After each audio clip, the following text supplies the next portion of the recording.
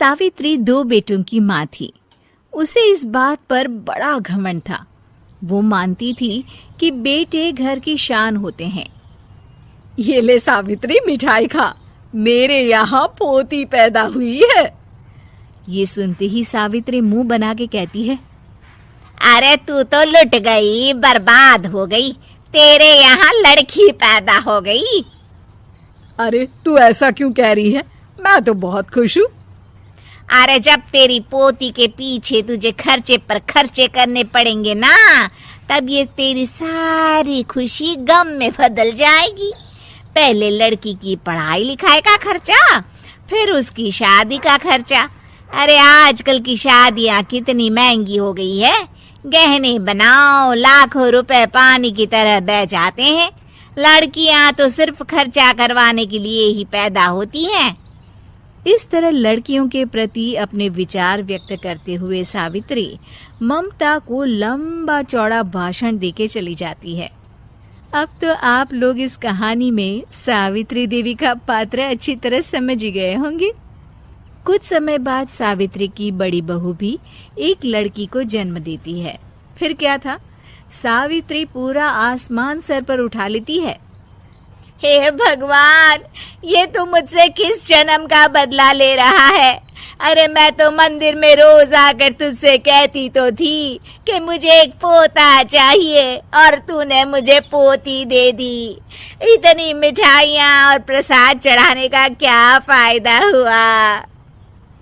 तभी सावित्री की बहू निशा कहती है, क्या माँ जी, आप भी इतनी सी बात पर नाराज हो गई हैं?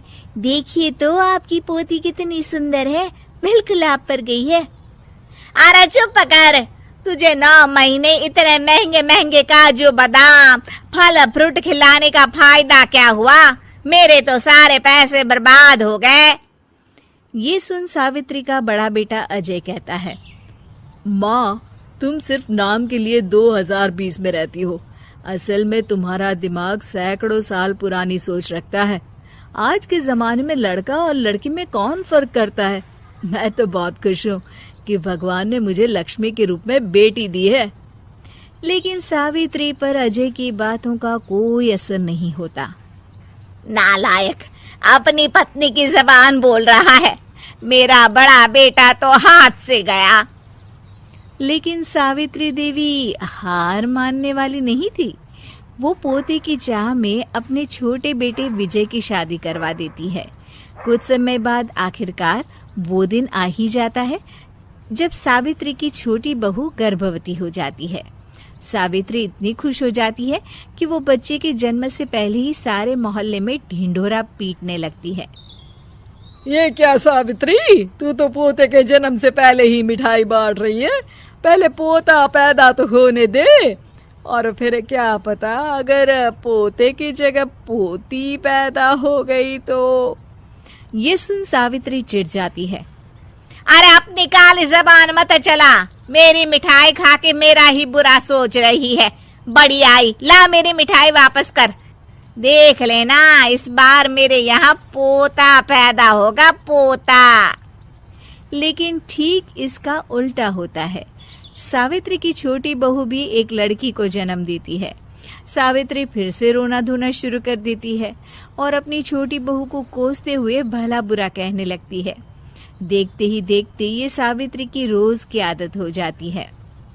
एक दिन उसकी इस आदत से परेशान होकर विजय अपने भाई अजय से कहता है, भैया, माँ खुद एक औरत होकर हमारी बेटियों को पसंद नहीं करती, उल्टा उन्हें रोज कोसती रहती है। मुझे माँ की यह आदत बिल्कुल पसंद नहीं आती। अरे तू ठीक कहता है, मैं भी अब माँ से तंग आ गया हूँ। अच्छा, तो अब तुम दोनों इस तरह पीठ पीछे मेरी बुराई भी करने लग गए हो? नहीं माँ, हम चाहते हैं कि घर में शांति बनी रहे। हमें हमारी बेटियाँ बहुत प्यारी है। मैं नहीं चाहता कि वह तुम्हारे ताने सुन सुन कर बड़ी हो, और इसीलिए हम दोनों ये घर छोड़कर चले जाएंगे।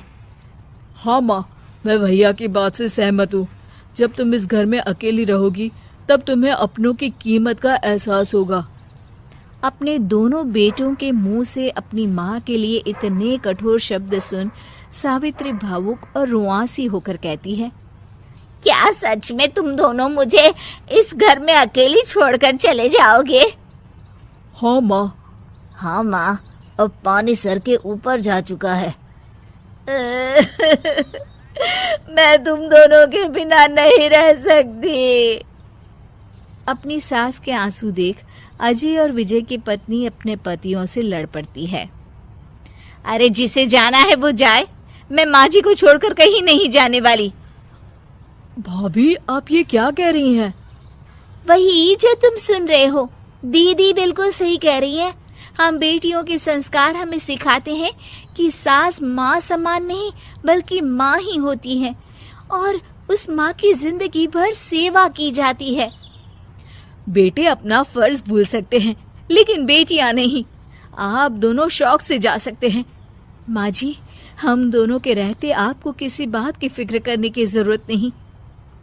फिर क्या था, सावित्री के ऊपर छाए बेटों के घमंड के बादल उसकी बेटी स्वरूप बहुओं के तेज के आगे आंसू के रूप में परिवर्तित होकर सावित्री की आंखों से बहने लगते हैं और वो उन दोनों को गले लगा लेती है। मैं जिंदगी भर बेटियों को कोसती रही, लेकिन आज तुम दोनों को देख मुझे समझ आ गया कि बड़े अभागे होते हैं वो लोग जिनके घर बेटियां नहीं होती।